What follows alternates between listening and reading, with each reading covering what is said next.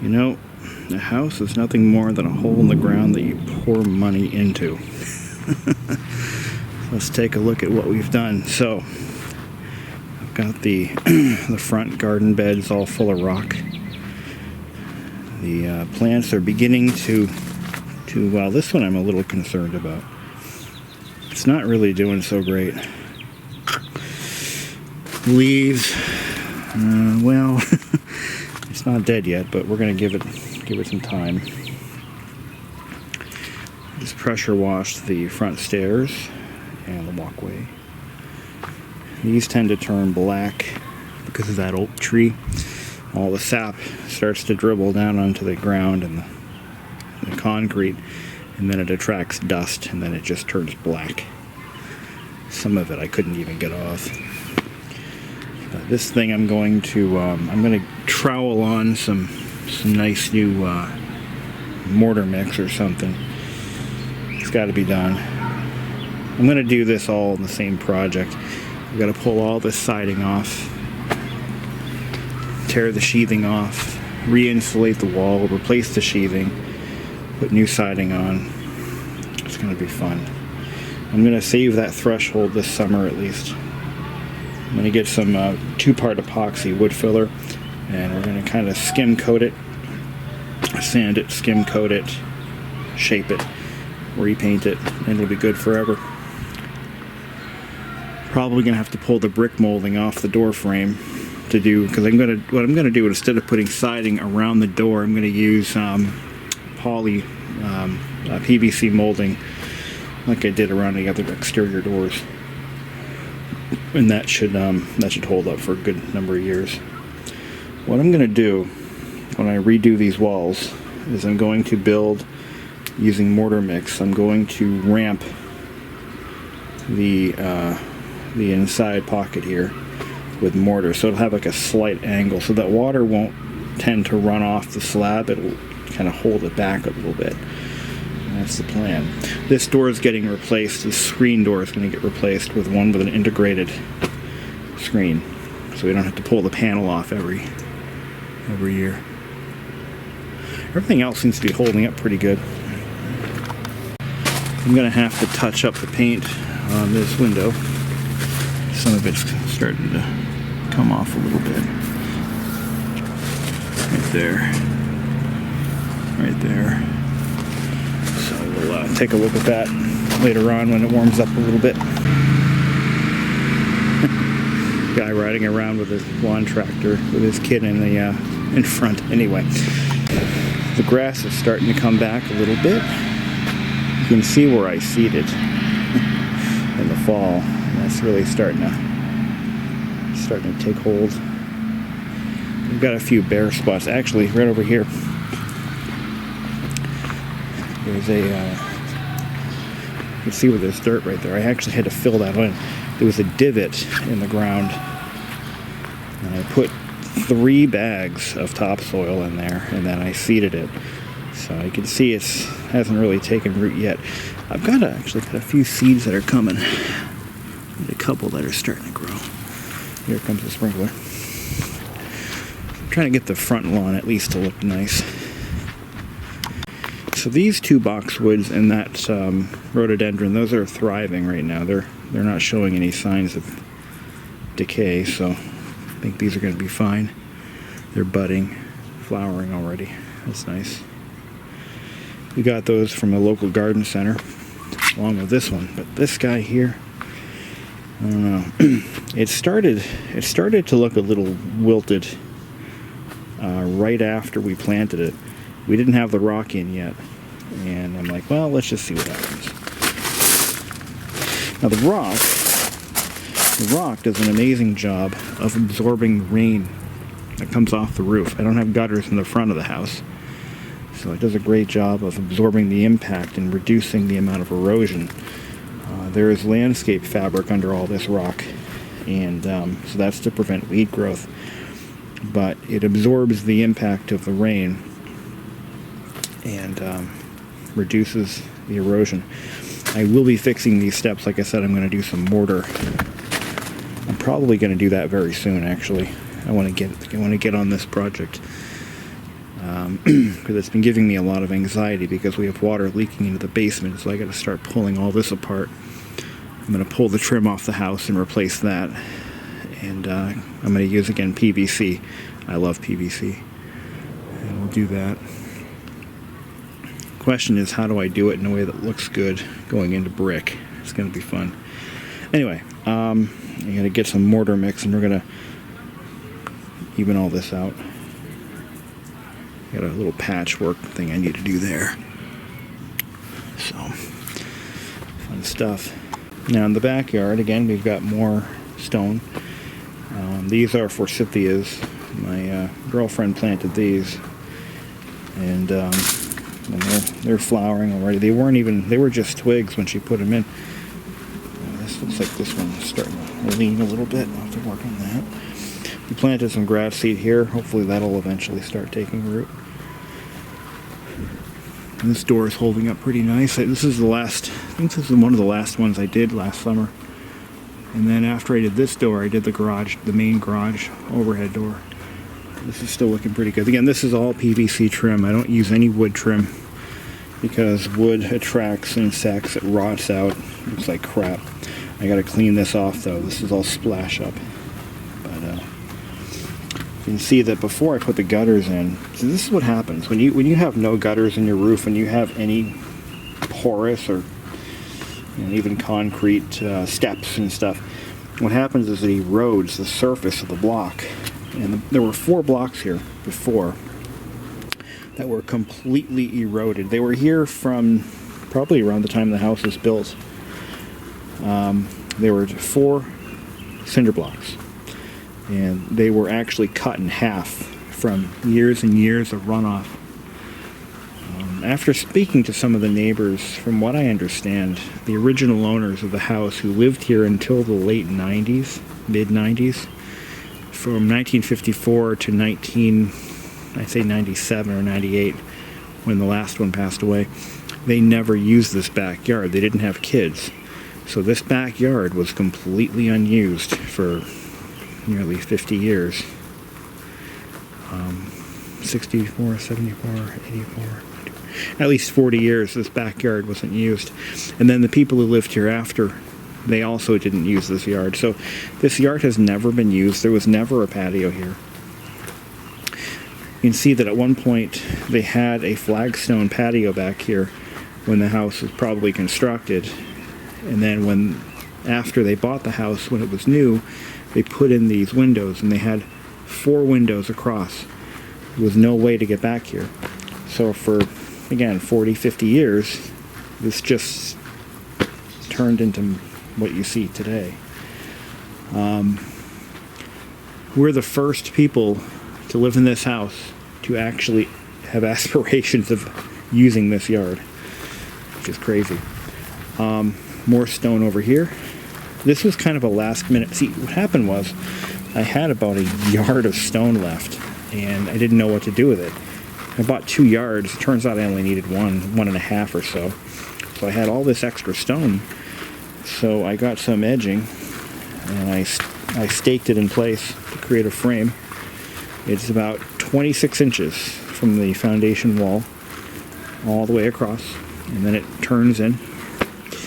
And I took all the leftover stone I had and I filled this in. I'm going to have to get some more. I didn't have enough, but there's still a few bare spots. Again, trying to get the lawn watered. We're going to have about 3 days of sun, so I think I'm going to take that opportunity to water the lawn and get the grass to grow and get it established. So, I think I mentioned before we're going to build a patio back here. I have the plans drawn up. All I got to do is officialize it. Go to the city and say, here's what I want to build. Yes or no. How much do I pay you? That sort of thing. So it's going to be the basic patio will be a 12 by 12. It'll be framed in 2 by 8 pressure treated lumber, And I'm going to use traditional decking. I'm not going to go with Trex, maybe not for the first 10 years. Maybe next time around I'll put Trex on it. I just think that they need some time to improve their product a little more before I spend all that money. And as for the jalousie windows and the door, we're going to put that project on hold for now. I would rather have a patio here first, and then we'll worry about what we do, you know, with that. The gutter was a kind of a stepping stone towards that direction. At least I have the gutter in place, so that way it'll, you know, just one less thing I have to worry about. Now I'm going to plumb this gutter underneath the deck. There's going to be a PVC pipe that runs diagonal to the lowest point of the ground, so this way I'm not running the water over here where it's just going to wash downhill anyway. I'm going to run it down this way where it'll have kind of a natural slope. You know, let it go down to the far corner. The deck is going to sit on concrete pylons that I have to pour in place. I'm going to probably have to do 1, 2, 3, 4, 5, probably 6 of them. We'll see. I'll see what the city requires me to do. I want to just do 6. The load-bearing members of the deck will be on either end. You see what I'm saying? So imagine the framing of a deck. You've got doubled up. What would you call that? Doubled up joists on each end, and the 2x8s run perpendicular, and so all the load is carried on the front and the back for the most part. But all in all, I'm pretty satisfied with the way the house is looking. You know, it's starting to take shape.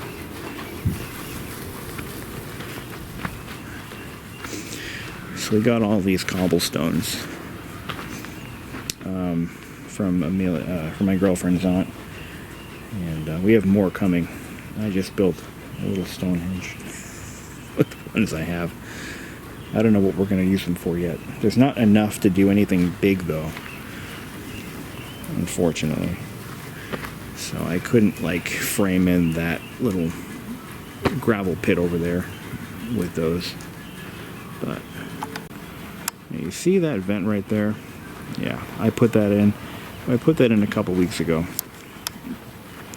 That is actually the exhaust vent for the bathroom fan. When I had the roof done, we completely forgot to ask about getting a ducted bathroom fan vent in the roof. And as a result, I'm like, wait a minute, we really need to vent it outside of the house, because for 60 years it was vented in the attic, and it was causing a little bit of a condensation problem up there. No damage yet, but we didn't want it to get that far, so I called the roofer and I said, can you just put one in for me? So I could have sworn I paid him to do the job, but he never did. He never came back. And it's kind of a weird situation. He's family, and I don't have a receipt for what I paid him. And I don't even remember how much it was. I think it was a couple $100. But I'm not going to fight the guy. I'm not going to go after him. So I decided, you know, rather than putting a hole in my roof, I have no experience in roofing. There are many ways you can duct a bathroom fan. It can be through the gable end. It can be, the old-fashioned way was through the soffit, but nobody does that anymore because it causes the moisture from the shower and bathroom and everything to get sucked back into the attic. You don't want that either. So you can vent it through the gable end. Now there's another way that's popular with modern builders, and that is to vent it down into the basement. Actually, you're going to go down, usually through the closet, and run a stack down into the basement and then vent it out the sill. Now I don't want to cut a hole in the sill either, so this seems to be the path of least resistance. And yes, it works.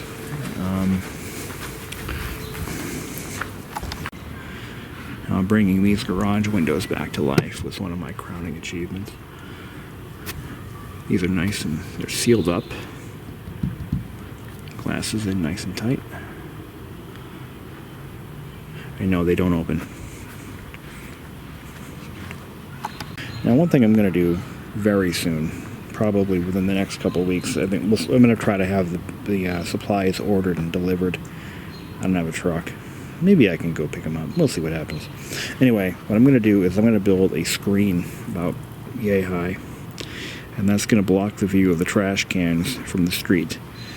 I'm going to do like a slat wood screen. It'll have pressure treated 4x4 columns sunk into the ground. No cement, just you'd get a post hole digger and dig some holes and kind of build it in place. I think that'll look nice. Kind of dress it up a little bit. I may even put one here too. Again, about this high. Maybe it would be even nicer is do like a trellis for roses or something. It could be kind of cool. One thing I had to fix was this letterbox. What happened was, I think our postman put letters in this thing and got them stuck, and he tried to pull them out, and it bent the hinge. So I had to pull it back off and took care of that. So now it works nice. Just, bend the hinge back.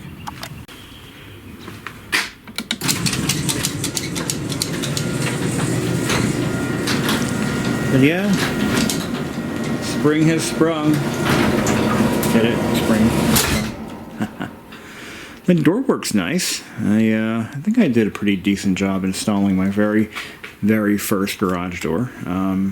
Did it completely by myself without any help from anybody. So I'm proud of that. I'd never worked on a door at all. First time ever doing any of this, and it came out pretty good. Cables have been snapped. Everything looks ship shape. Pretty happy with the door I picked. It's a heavy gauge steel door with insulation. A lot of homeowners buy the cheap doors that either have no insulation or they have like that plastic stuff on the back that usually gets poked and cracked and everything. This one cost a little extra. I think it was about 1.5 times as expensive as a hollow aluminum door. But I think it was worth the extra money because, again, I think it'll last. The original door lasted 50, 60, 65 years, I think, 66 years. I think this one will last about 40, 50 years maybe. It is steel, so it could still rust. And, but, we'll see what happens. Haven't had to do anything. Again, we don't really use this garage for our daily drivers. We use it for the Miata, so, it's not like we're in and out of this garage 3 times a day. I'm fairly pleased with how this came out. I probably won't have the funds to do the rest of this because I'm going to focus my money on other stuff, mainly the front entryway. I want to get that fixed up. So I'm probably not going to mess with this too much this year, but it would be nice to do it. Actually, it would be the bee's knees, but it's going to be a pain in the ass trying to get a 2x6. What is that? 2x6? Yeah, getting a 2x6 across there because it's a very tight spot to get it in. But we'll see what happens. I'm going to pull, so when this is finished, when this loft is done, I'm going to pull this. This won't be replaced. I'm going to sacrifice this particular tie, or joist, whatever you want to call it. Right now it's basically just a tie. It's tying the walls together, but we won't need it anymore.